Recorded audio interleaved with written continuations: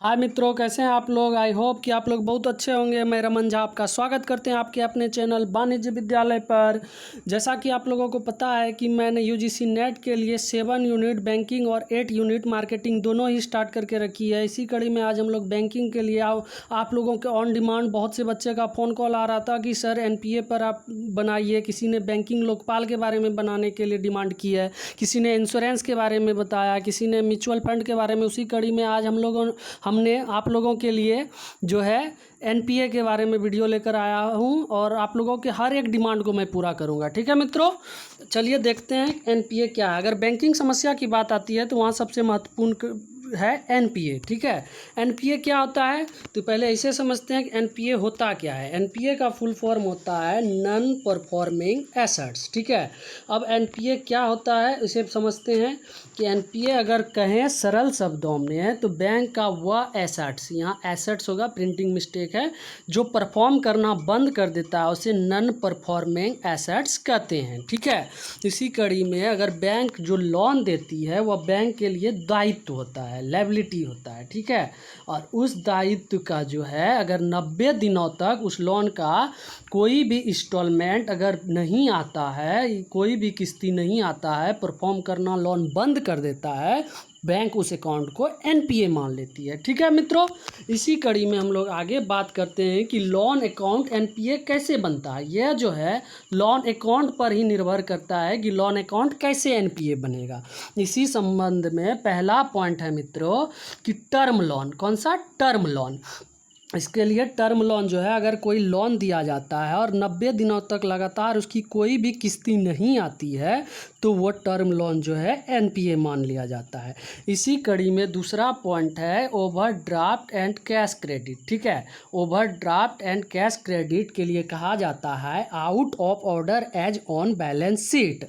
इसके अंतर्गत दो टर्म होता है, एक आउटस्टैंडिंग लिमिट सेकेंडरी लिमिट से ज़्यादा रहे। ठीक है, और दूसरा पॉइंट है और आउटस्टैंडिंग लिमिट जो है सेकेंडरी लिमिट से कम होने पर आखिरी 90 दिनों में कोई क्रेडिट अगर नहीं है। ठीक है, इसी संदर्भ में तीसरा पॉइंट है वर्किंग कैपिटल और चौथा किसान क्रेडिट कार्ड। इसके लिए 6 महीने का टाइम दिया जाता है। किसान क्रेडिट के लिए कितने का? 6 महीने का।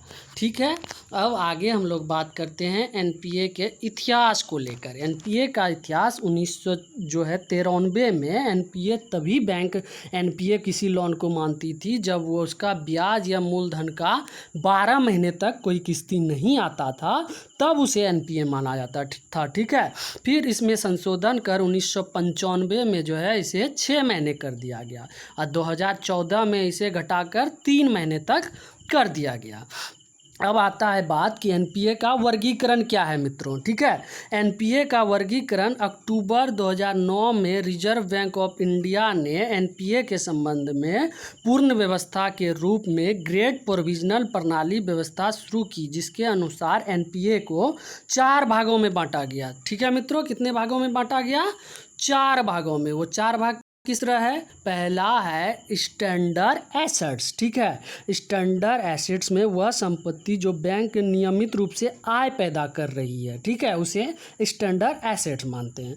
दूसरा इसके अंतर्गत है सब स्टैंडर्ड एसेट्स। ठीक है, सब स्टैंडर्ड एसेट्स इसके अंतर्गत जो है संपत्ति, उस संपत्ति को रखा जाता है जो कम से कम पिछले 12 महीने तक एनपीए रही हो। इसके अंतर्गत गिरवी रखी गई संपत्ति का मूल्य जो है उधार दी गई संपत्ति के मूल्य से कम हो जाता है। ठीक है, इसी संदर्भ में तीसरा पॉइंट है डाउटफुल एसेट्स। इस वर्ग में जो है डाउटफुल एसेट्स वर्ग में इनके जो है उन संपत्ति को रखा जाता है जो 12 महीने से अधिक एनपीए रह गई हो। ठीक है, इसके बाद तीसरा पॉइंट जो है डाउटफुल एसेट्स हो गया।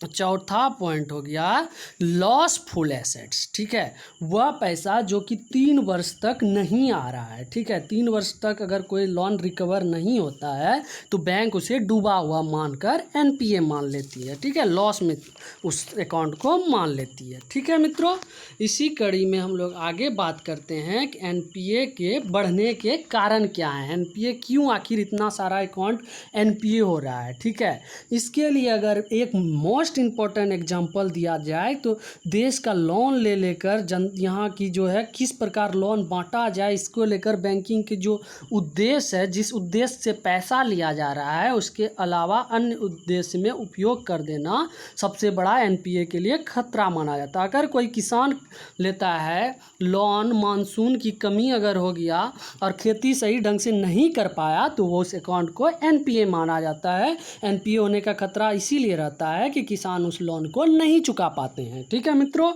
अब लोन माफ़ करना, देखिए आजकल क्या हो गया है, देश में प्रचलन हो गया है कि पॉलिटिक्स के लिए, अपनी राजनीतिक फ़ायदा के लिए जो है नेता लोग, पार्टी लोग लोन को माफ़ कर दे रही है। ठीक है, जिससे कि बैंक की संपत्ति बहुत बड़ा बैंक के लिए नुकसान हो रहा है। ठीक है, जिससे कि एनपीए बढ़ रहा है।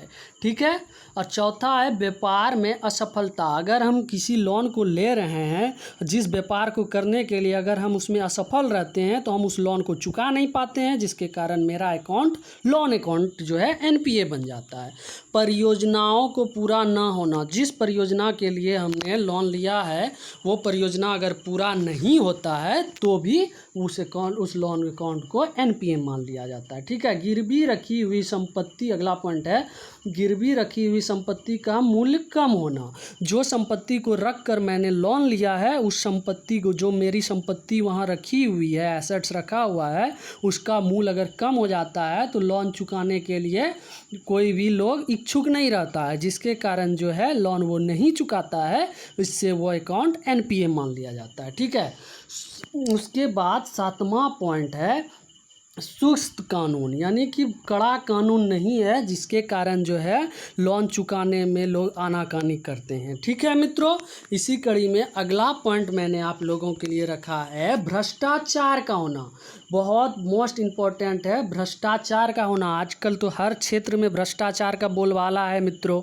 इसी कड़ी में भ्रष्टाचार जो है, अगर कोई व्यक्ति लोन दे रहा है, उस पर बैंक कार्रवाई करना चाहता है, लेकिन कोई राजनीतिक दल उस पर अपना आश्रय जमा के रखा हुआ है, उस पर कोई बड़ी कार्रवाई नहीं करने देता है, इसका एक जीता जागता अगर उदाहरण ले सकते हैं, विजय माल्या का ले सकते हैं, नीरव मोदी का ले सकते हैं।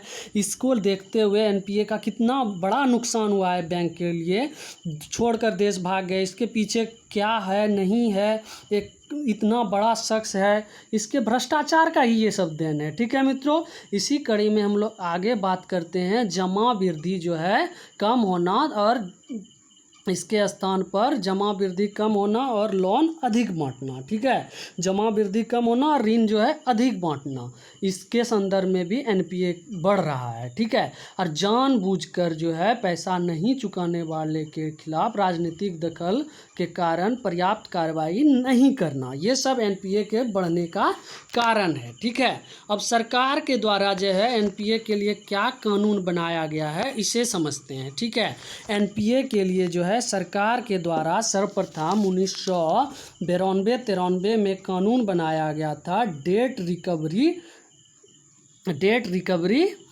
ट्राइब्यूनल स्थापित किया गया था। इसका जो काम था कि लोगों को ऋण वसूली के लिए इसे नियुक्त किया गया था, लेकिन यह अपने उद्देश्य में असफल रहा, जिसके कारण 2002 में फिर से एसेट्स रिकंस्ट्रक्शन कंपनी, जिसे कहा जाता है ARC, ठीक है, इसकी स्थापना की गई। यह जो है एनपीए को बैंक से, एनपीए अकाउंट जितना होता था उसको, एनपीए अकाउंट को बैंक से खरीदती थी और कम इस पे जो है खरीदती थी कम रेट पर और उसकी वसूली करती थी अधिक रेट पर। ठीक है, इसी संदर्भ में तीसरा नियम बनाया गया था 2002 में ही, प्रतिभूति कानून। इसके अंतर्गत इसका उद्देश्य था जानबूझकर ऋण का भुगतान न करने वाले पर नियंत्रण लगाना। गिरवी रखी हुई सामान को ARC को बेच देती थी और उससे जो पैसा आता था वो बैंक को देती थी। और 2018 में भगौड़ा अधिनियम बनाया गया, जब नीरव मोदी और बहुत सारे भारत के जो हैं लोन लेकर भाग गए। विजय माल्या हुआ, नीरव मोदी हुआ, जितना लोग हैं अगर भाग गए तो इसके लिए एक भगोड़ा अधिनियम 2018 में बनाया गया। ठीक है मित्रों, इसी तरह आप लोगों के लिए आपका वीडियो आप लोगों को पसंद आया होगा मित्रों।